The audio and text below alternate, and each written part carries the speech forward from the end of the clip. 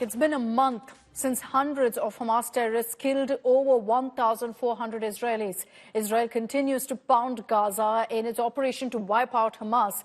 And the bombardment is intensified in the Gaza Strip as Israeli defense forces continue to attack from ground, air and sea, worsening the Gaza crisis. Here's a look at the latest updates.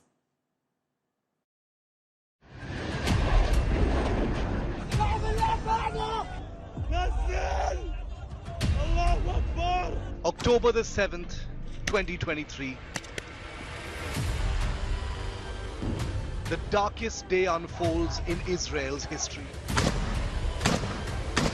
Hundreds of Hamas terrorists killed over 1,400 Israelis and people of other nationalities, butchering babies, randomly shooting, firing rocket-propelled grenades, burning homes, taking hundreds, including little children, hostage.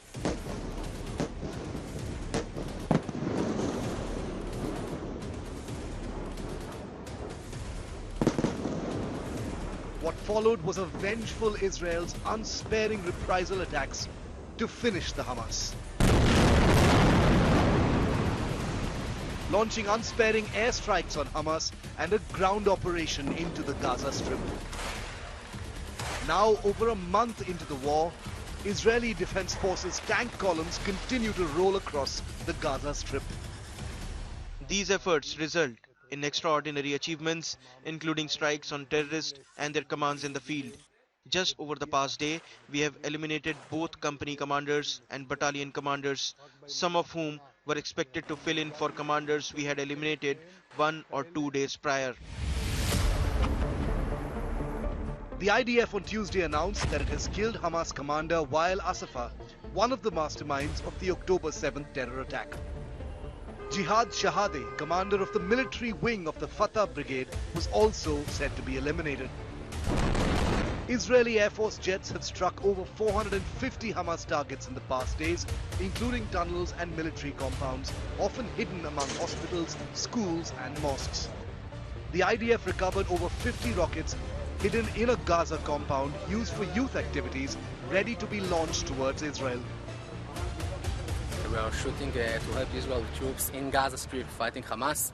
We are shooting very accurately, very precisely by coordinates given to us by officers on ground in Gaza Strip. We are doing anything we can to avoid civilian casualties. We don't want any civilian to get hurt.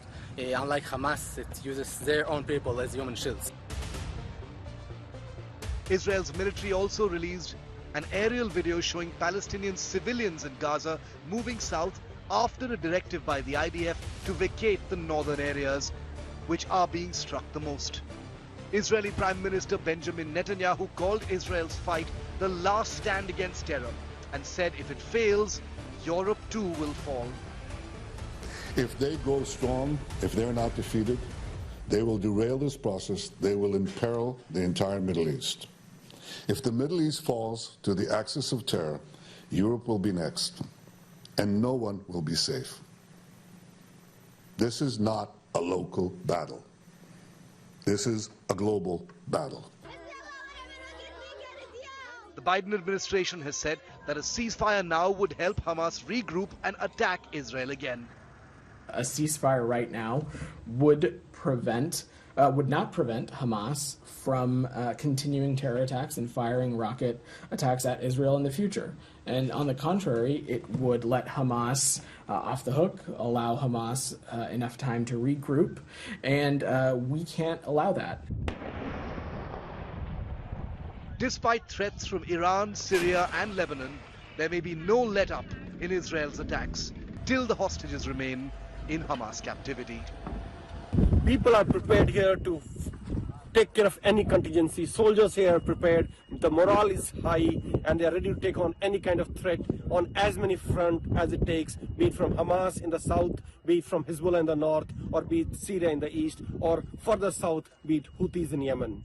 This is Rajesh Pawar from Tri-Junction of Syria, Lebanon and Israel border for India Today.